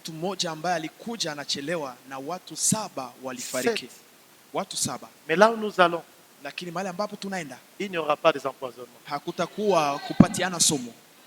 Alléluia. Amen. Là où nous allons, il y a des boutiques où on achète et de telle scène que tu comptes l'argent et tu n'as pas la fatigue. Kuna maduka ambapo wanauza na wakati unahesabu pesa hautachoka. Là où nous allons, Mahali ambapo tunaenda nous mangerons tutakula et il n'y aura pas la faim. na hakutakuwa njaa. Comme je l'ai dit aux femmes. Gizi nazoa kusema nawaambia wanawake, La sueur est venue par le péché. Mchoko inatokea, jasho inatoka ndani ya Est zambi. venue par le péché. Inatoka ndani ya zambi. Mais avant que l'homme ne pêche, Kisha mbele mwanadamu afanye zambi. la sueur était là mais elle n'était pas là. Ile jasho ilikuwa pale lakini tena haikukua. Dieu l'a confiné de sa manière. Mungu alikuwa anaiweka bila namna yote. L'homme ne suait pas, mais je ne sais pas comment il dégageait, mais l'homme était honnête. Hakukuwa natosha jasho, sio namna gani ilikuwa C'est nafanyika. pourquoi la résurrection de Jésus, Ndio maana ufufuko wa Yesu Kristo, Jésus a dit, Yesu alisema, est-ce qu'un esprit a un corps? je, roho ina mwili? Un esprit a un corps? Je, roho ina mwili? Un esprit a un corps? Roho ina mwili? C'est pourquoi Jésus est ressuscité avec un corps de Ndio gloire. maana Yesu alifufuka na moyo wa utukufu, C'est na mwili pourquoi wa utukufu. toi aussi tu dois aspirer à ça. Ndio maana wewe pia inabidi utamani ile. Frères et sœurs, Ndugu na dada, 7 raisons vitu 7 qui nous amènent ambavyo ou qui vinatuleta amènent Dieu ama vinaleta à nous Mungu dire kutuambia soyez tranquilles. muwe na uhuru. Les routes fermées, nous ne sommes pas tranquilles. Njia zinafungwa, hatuna uhuru, Mais ça fait partie des signes de contraction. lakini zinakuwa miongoni mwa alama. Le taux de dollar monté, ça fait partie des signes de contraction. Dola inapanda, inakuwa miongoni pia mwa alama za Ce machanganyiko. sont des signaux Ni alama que Jésus est en train de nous dire. ambazo Yesu iko Beau natuambia et malgré que nous sommes en train de servir, vizuri, hata kama tuko natumika, mais nous savons là où nous allons. lakini sisi tunajua mahali ambapo tunaenda. C'est pour bientôt. Ndiyo maana C'est pour bientôt. ni kwa sasa, Le Seigneur peut arriver maintenant. na Bwana anaweza kufika Il wakati peut wa sasa, rentrer maintenant. na anaweza rudi Même sasa, si que tu ne t'es pas encore marié. hata kama haujawahi olewa. Loin de moi cette prière-là. Mbali nami ile maombi, Mais tu dois te dire, lakini inabidi là où kujiambia je veux, mahali ambapo le naenda, mariage avec Jésus-Christ ndoa pamoja na Kristo est plus merveilleux plus que le mariage que je peux ni avoir. nzuri kushinda ndoa ya hapa duniani. Je ne suis pas en train de te décourager à ne pas aspirer au mariage. Siko na kutosha tamaa ili usifikie Parce que ndoa, je dis que, lakini nasema hivi, eh bien, nous allons continuer à travailler. vizuri tutaendelea kutumika, Même si que hata kama tu n'as pas vu le prophète que tu attendais. hawakuona nabii ambao ulikuwa na chunga, Mais une seule chose, dis-toi. lakini kitu kimoja cha mbili, Je répondis à l'appel du Seigneur. nilijibu mwito wa Mungu. Ce jour-là, il m'a révélé c'est quoi un homme perdu. Siku ile alinifunua ni nani Et il mwanadamu m'a révélé amepotea, c'est quoi être sauvé. na alinifunulia ni nini Je suis kuokolewa. sauvé en lui. Nimeokolewa ndani Je mwake, marche au dépend de la sanctification. ninatembea ndani ya Eh bien, mon utakaso. bonheur est de l'autre côté. Na vizuri uzuri wangu na Eh furaha bien, yangu iko ngambo ingine. aujourd'hui, Na leo nous sommes dans la peur. tuko ndani ya woga, Parce que kwa sababu nous ne savons pas ce que nous allons manger. hatujui ile ambayo tutakula, Mais là où nous allons, lakini mahali ambapo tunaenda il n'y aura pas la famine. hakutakuwa Nous njaa, mangerons sans faim. tutakula bila Lisez bien njaa. la Bible. Tusome vizuri Nous Biblia, mangerons sans faim. tutakula lakini hatutasikia Dieu njaa. n'aurait pas utilisé, vous ne mangerez pas sans faim s'il n'y a pas à manger. Mungu hangetumikisha hatutakuwa na njaa kama hakungekuwa chakula. Alors je suis vraiment ridiculisé Na sasa ninapatishwa haya lorsque une femme wakati voit les mwanamke visiteurs arriver à la maison. anaangalia wageni wanafika Il nyumbani change l'eau de foufou en l'eau pour laver les enfants. na anabadilisha maji ya ugali na kusema ni maji ya kunausha watoto. Vraiment, Kweli vraiment, kweli vraiment. kweli, Là où nous allons, mahali ambapo tunaenda Alakini.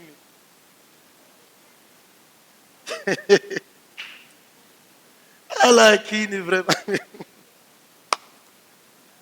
Là où nous allons, mahali ambapo tunaenda, pour ton information, kwa habari yako, je ne sais pas si ça se passera comment Dieu sijue nous expliquera de l'autre côté. itapitika namna gani, lakini Mungu atatutafsiria kesho, Mais il n'y a pas de toilettes.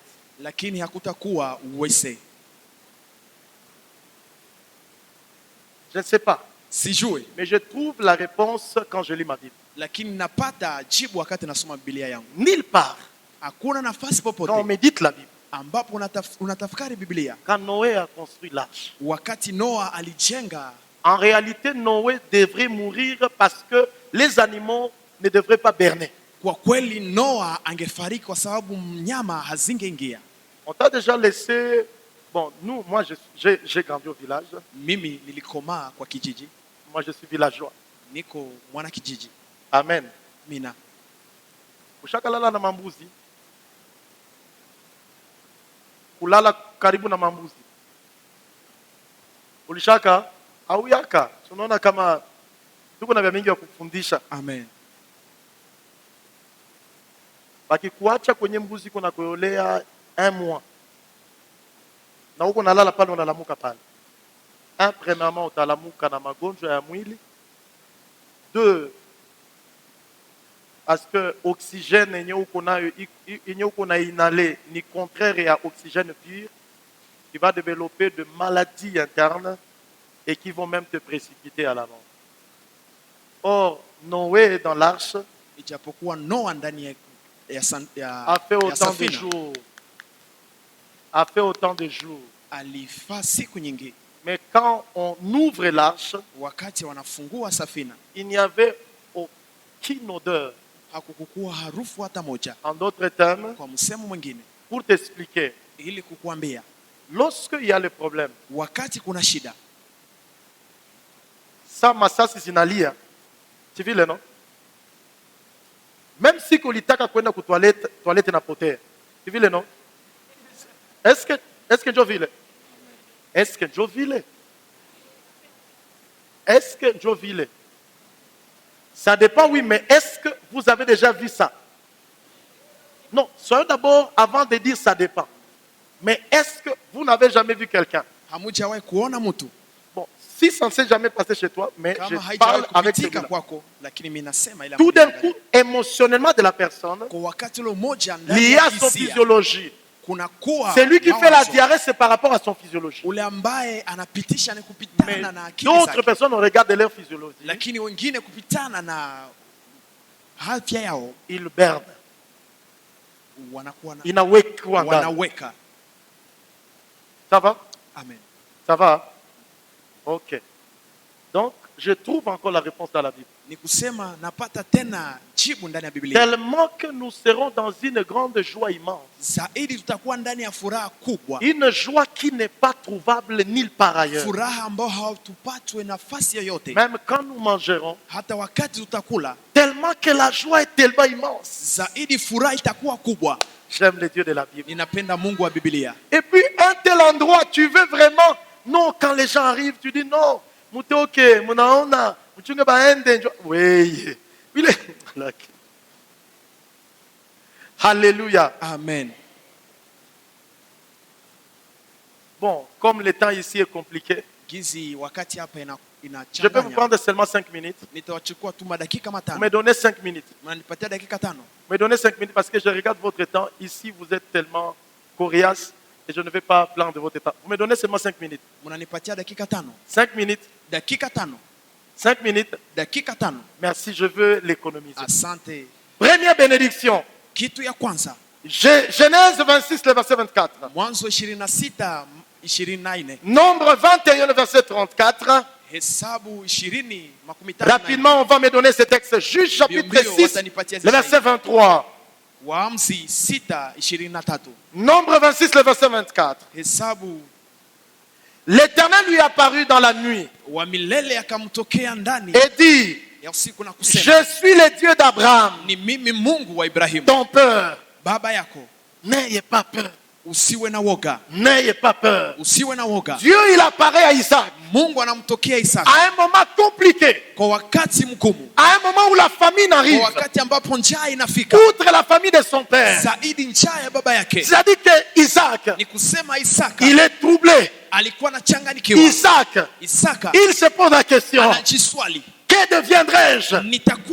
Isaac se pose la question: mes enfants vont étudier comment? Isaac se pose la question: je vais construire comment, dans quelle atmosphère? Les routes sont fermées, les ressources sont fermées, il n'y a aucun endroit là où je peux postuler, il n'y a aucune personne qui peut me tendre la main. Mais l'Éternel lui est apparu. Je suis en train de dire aux chrétiens: merveille que Dieu garde avec vous, c'est que Dieu vous apparaît quand vous venez à l'église.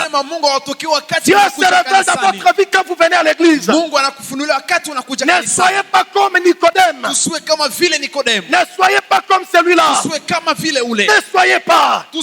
Il a négligé aller à l'église. Eh bien, ce jour-là, le dimanche, le Seigneur est ressuscité. Et qu'est-ce qui s'est passé? Le Seigneur a dit, ne craignez pas, c'est moi. Je suis en train de dire aux chrétiens, vous avez donné votre vie à Christ. C'est une bonne chose. Mais la plupart des chrétiens que vous êtes, vous contentez de rester chez vous. Vous contentez de rester dans vos maisons. Vous appuyez à vos problèmes. Vous pensez que avec votre calcul, vous allez vous en sortir devant les défis de la vie.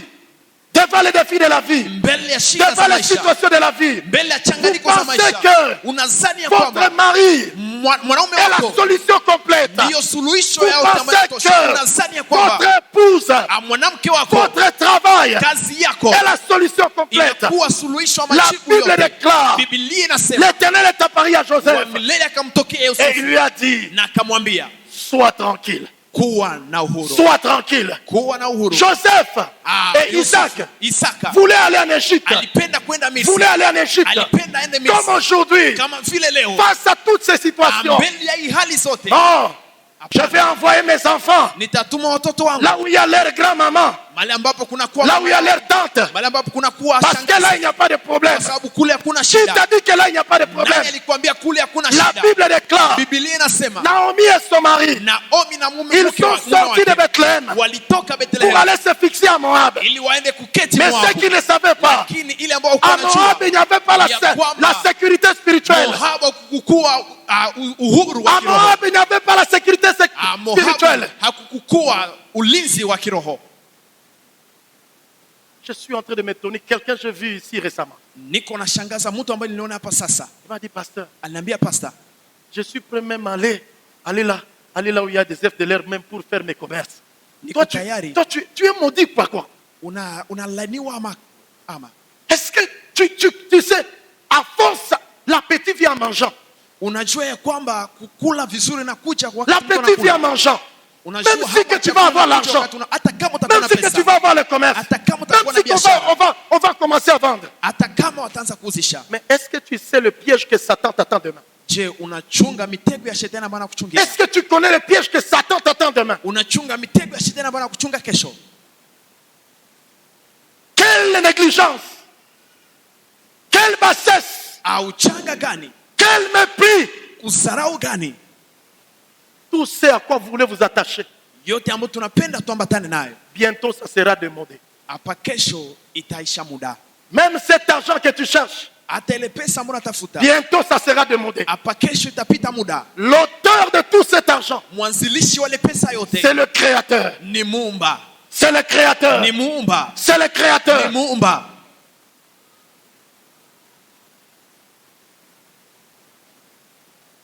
Mettons-nous debout, nous allons prier. Je vais continuer avec vous. Alléluia. Amen.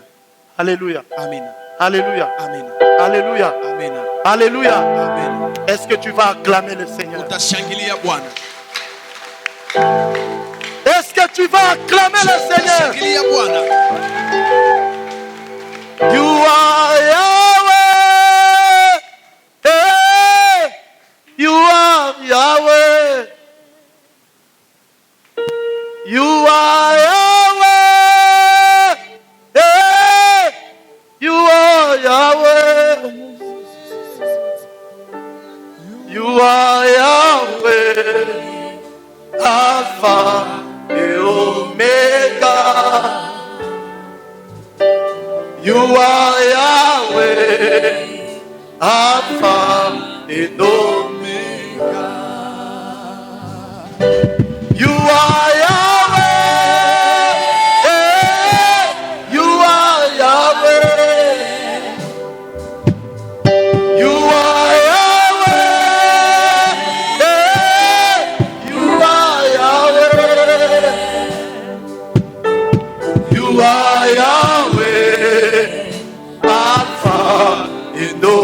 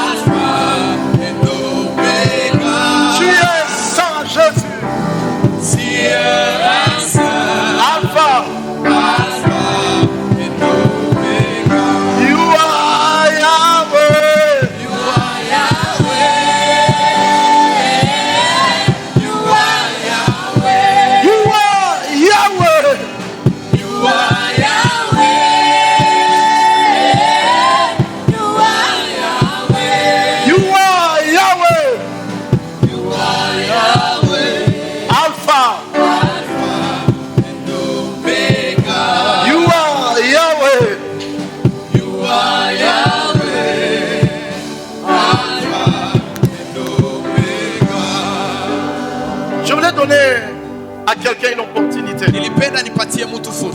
Tu es ici. Tu as peur. C'est une preuve. C'est une preuve que tu as besoin de Jésus. Ce matin, je voulais te donner une opportunité. Bref, Dieu te donne une opportunité. Si ce matin, tu n'es pas là pour l'aventure, et tu es là pour comprendre, il y a quelqu'un que Dieu a disposé comme un agneau sans tache pour se substituer à ta place. Tu peux venir ce matin et accepter le Seigneur. Si tu es là, tu vas t'approcher ici devant. Sois sincère avec toi. Le monde ici va bientôt passer. Bientôt. Je ne sais pas si tu seras où. Je ne sais pas si tu seras où. Ne te dis pas que non, je vais à l'église. Mais le Dieu de l'église voulait changer ta mentalité. Afin que tu aies la mentalité du Dieu de l'église. Parle bien de sa parole. Par la puissance de sa parole. Si tu es là ce matin, viens rapidement. Viens donner ta vie à Christ. Viens donner ta vie au Seigneur. Viens donner ta vie au Seigneur. Ce n'est pas de l'aventure. Hein? Ne pense pas que tu as peur du voisin. Mais il est question de toi. Mais tu es là aussi. Tu es chrétien. Tu as une forme de peur. Comme si que le Seigneur n'a pas comblé ta vie. Jésus est venu combler nos cœurs. Et Jésus est venu nous rassurer. Peu importe ce qui peut se passer, c'est le résultat du péché. Mais notre assurance est à notre Dieu. Tu seras en train de fermer toi aussi les yeux. Si tu as peur, garde-les ouverts. Mais sache une seule chose, que tu es en train de ruminer la parole de Dieu. Tu es en train de ruminer la parole de Dieu. Tu es en train de regarder ta vie dans la totalité. Alors, à toi qui veux donner ta vie au Seigneur, viens rapidement, je vais prier avec toi. Viens rapidement. Pendant que les instruments chantent, dans cette mélodie-là, notre Dieu est Dieu. Notre Dieu est Dieu. Alors ce matin, viens donner ta vie au Seigneur.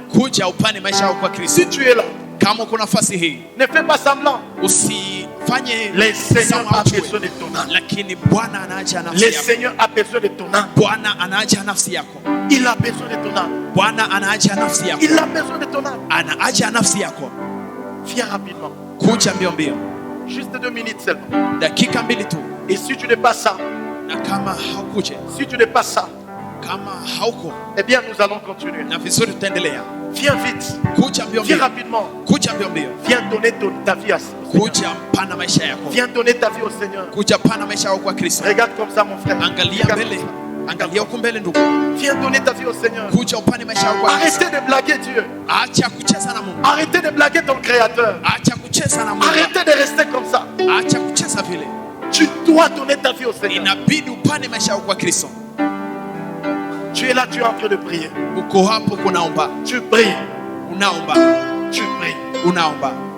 Pendant que nous allons prier avec notre frère, tu pries pour toi-même. Tu es le client de la nourriture de Dieu ce matin. Tu es le client de la nourriture de Dieu ce matin. Tu es venu à son restaurant ce matin. Tu es venu à son restaurant ce matin. Tu es venu à son restaurant. Et quand les seigneurs nous servent, ils servent nos âmes. Ils servent nos âmes. Il sert ton âme. Et ce matin, le Saint-Esprit a servi ton âme. Alors tu es en train de prier. Tu es en train de prier pour toi-même. Et nous allons prier avec nos bien-aimés. Tu es en train de prier. Et la chorale est en train de nous donner toujours ces mélodies. Tu es Yahweh. Tu es Yahweh. On est en train de... Est-ce que quelqu'un lève sa voix de prière? Élève ta voix de prière. Dis au Seigneur, je comprends ta parole ce matin. Tu me dis, sois tranquille mon enfant. N'aie pas peur. La peur est une forme de diable. Prie le Seigneur. Vous allez vous agenouiller là-bas. Vous allez vous agenouiller devant le Seigneur. Et commencez à inviter le Seigneur dans vos cœurs. Commencez. La prakanda la merci Jésus. Tu es Dieu. Inconcurrent, imbattable, intouchable. Intouchable. Hey. Alpha et Omega. L'assistant esprit pour nos frères qui ont laissé. Prie le Seigneur. Prie le Seigneur. Dans quel domaine tu as peur? Dans quel domaine de la vie tu as peur? Dans quel domaine de la vie tu as peur? Dans quel domaine de la vie tu as peur? Ce matin, ne te comporte pas comme des Éphésiens. Mais ce matin, Dieu fait chasser la peur. Fait chasser la peur.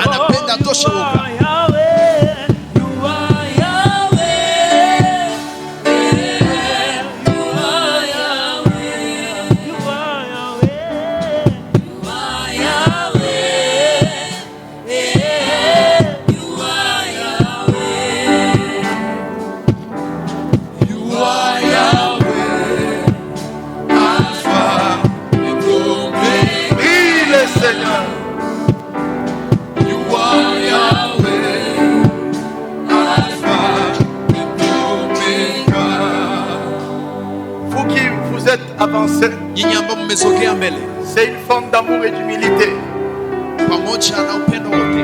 C'est une forme d'amour et d'humilité. Amour et humilité à la parole de Dieu. Amour et humilité à l'égard de la main tendue du Seigneur. Vous n'avez pas voulu vous cacher, mais vous avez voulu vous exposer à votre Créateur. Enfin que le Créateur vous voie maintenant comme ses enfants, non pas comme des créatures. Mais ce matin, vous vous laissez être vaincu par la parole de Dieu.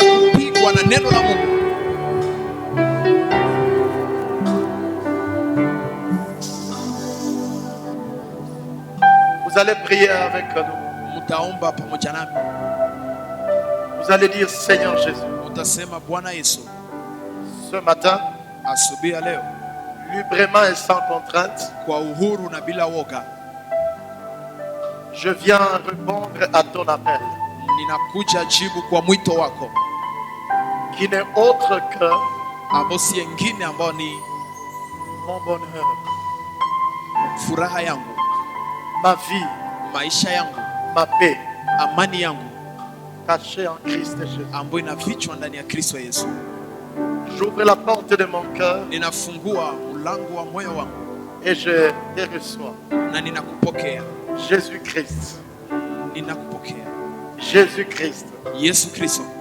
Comme mon Seigneur. Mon Sauveur. Personnel de ma vie. Sauve-moi de mon passé coupable.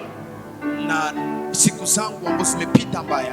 Sauve-moi Jésus-Christ Uniokoe de mon passé coupable na nafasi yangu ambayo imepita ya et dhambi, justifie-moi na unisulubishe, car tu es mon substitut. kwa sababu wewe ndio mkuu wangu.